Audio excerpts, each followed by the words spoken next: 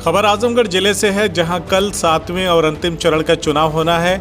ऐसे में चुनाव से ठीक पहले घटित हुई एक घटना ने राजनीति को शर्मसार कर दिया। कल चुनाव प्रचार का अंतिम दिन था।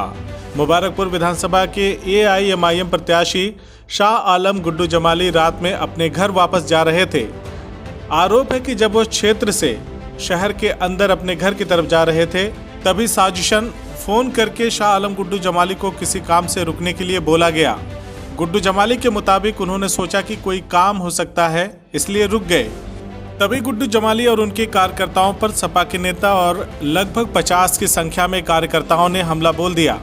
आज सुबह अपने आवास पर एक प्रेस वार्ता करते हुए गुड्डू जमाली ने बताया कि चुनाव हारता देख सपा के गुंडे अब मेरे ऊपर हमला करना शुरू कर दिए हैं। जमाली ने कहा कि मेरी हत्या भी हो सकती है। जिस तरह की घटना हुई है, निसंदेह लोकतंत्र के लिए घटना काले दिन के तौर पर याद किया जाएगा। उन्होंने कहा कि रात काफ़ी हो गई थी, इसीलिए सुबह अपने जिले के पुलिस कप्तान अनुराग आर्य को मैंने सूचना दिया। जमाली ने कहा कि पुलिस कप्तान ने मुझे आश्वासन दिया है कि आपकी सुरक्षा और पारदर्शिता के साथ चुनाव मेरी पहली प्राथमिकता है। जमाली ने कहा कि मैंने अपने पार्टी हाईकमान को भी इसकी सूचना दे दी है। उन्होंने ये भी बताया कि इस हमले में मेरे कई कार्यकर्ता घायल भी हो गए हैं। गुड्डू जमाली ने कोतवाली में एक तहरीर भी सौंपी है, जिसमें कई ज्ञात और अज्ञात लोगों के नाम पर तहरीर दी गई है। इस घटना से कहीं न कहीं चुनावी माहौल गर्मा गया है। इस घटना का एक वीडियो भी सामने आया है, जिसे देखने के बाद पुलिस प्रशासन कार्रवाई में जुटा है। मैंने आप भाइयों को इसलिए बुलाया, अपने प्रेस के दोस्तों को, कि मैं आप लोगों को कल मेरे साथ एक घटना हुई है, उससे आपको अवगत कराना चाहता था। मैं जब कल अपने क्षेत्र से, एक हमारे मित्र थे, प्रचार तो सवेरे ही ख़त्म हो गया था, लेकिन उन्होंने कहा कि विधायक जी आप खाना मेरे यहाँ खा के जाइएगा। तो खाना खा के हम थोड़ी देर बैठ गए उनके यहाँ। देर हो गई, लगभग 1:06 पे मैं यहाँ से गुज़र रहा था शहर से, हाँ रात में। तो मुझे मैं चूँकि बहुत थका भी था, आप जान रहे हैं चुनाव चल रहा है, तो मेरे लोगों ने बाद में मुझे बताया कि मेरी गाड़ी को 2-3 गाड़ियाँ फॉलो कर रही थी, वो शीशा ढाबे के पास से। अच्छा, मैं चूँकि भाई थका था और मुझे इतना दिमाग नहीं गया कि क्या है मामला, तो मैं चलता चला रहा था, अपने लोगों से बात करते, जो 2-3 लोग गाड़ी में थे। जब मैं कोर्ट चौराहे से थोड़ा आगे बढ़ा, तो मेरे ही एक वो शहर का ही लड़का है, हमको भी जानता है। उसने हमें फ़ोन करके कहा कि विधायक जी आप ज़रा गाड़ी रोक लीजिए, गुड्डू भाई हमें बहुत ज़रूरी बात करनी है। तो मुझे लगा कि शायद कोई आवश्यक बात होगी, और चूँकि एक शहर में रहते हैं, सब लोग एक दूसरे को जानते हैं। तो मैंने कहा गाड़ी रोक लो। उसका नाम है आज़म। जिस लड़के ने मुझे फ़ोन किया, वो फ़ोन नंबर भी है मेरे पास। तो मैंने कहा, तुरंत मैंने ड्राइवर से कहा कि यार गाड़ी रोक लो, वो रिक्वेस्ट कर रहा है। तो मैंने गाड़ी रोक दी। ये गाड़ी कोर्ट चौराहे से थोड़ा, मतलब मुश्किल से आप ऐसे समझिए कि 50-100 मीटर आगे। जब गाड़ी मैंने रोकी तो एकाएक 5-7 लोग मेरी गाड़ी के शीशे के पास आए, जिसमें वो आज़म थे और एक ज़फ़र नाम का लड़का था, और 2-3 लोग और थे, और कुछ लोग पगड़ी बांधे थे। मैं उनको पहचान नहीं सका, मगर वो शराब पिए हुए थे, यादव समाज के लगते थे मुझे। और उन्होंने मुझे बात किया कि भाई हम लोग वहाँ गए थे मुबारकपुर में, तो हमको लोग प्रचार नहीं करने दिया लोगों ने।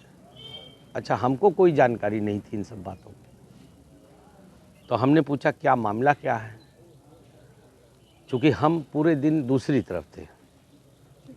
तो चूँकि हमारी कल रैली भी थी, रोड शो था, तो इन सब चीज़ों में हम फंसे हुए थे, तो हम दूसरी तरफ थे। उसके बाद दूसरी तरफ चले गए।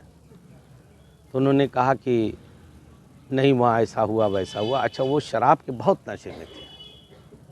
फिर वो एक उनमें से ज़फ़र ने और आज़म ने, एक कोई मैं पहचान नहीं सका, वो पगड़ी बांधे हुए आदमी था, वो गाली देने लगा।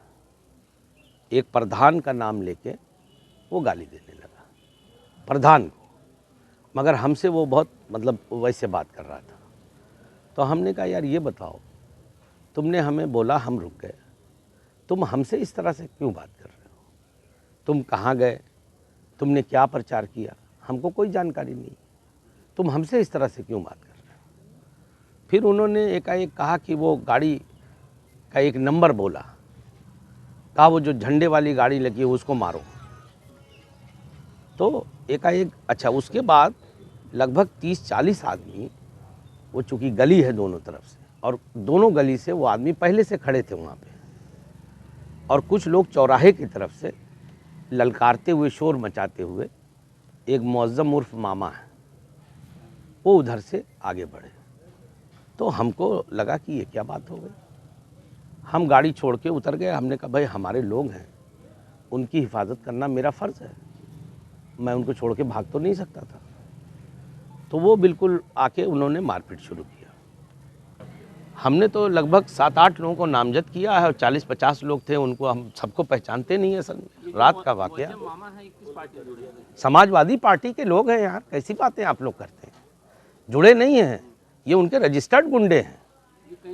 ये हैं ज़फ़र इकबाल, गलत नाम लिया मैं, ज़फ़र आज़मी, और ये वो क्या नाम है उसका, आज़म, ये सब एक नंबर के हिस्ट्री शीटर, असफर, ये सब एक नंबर के हिस्ट्री शीटर गुंडे हैं।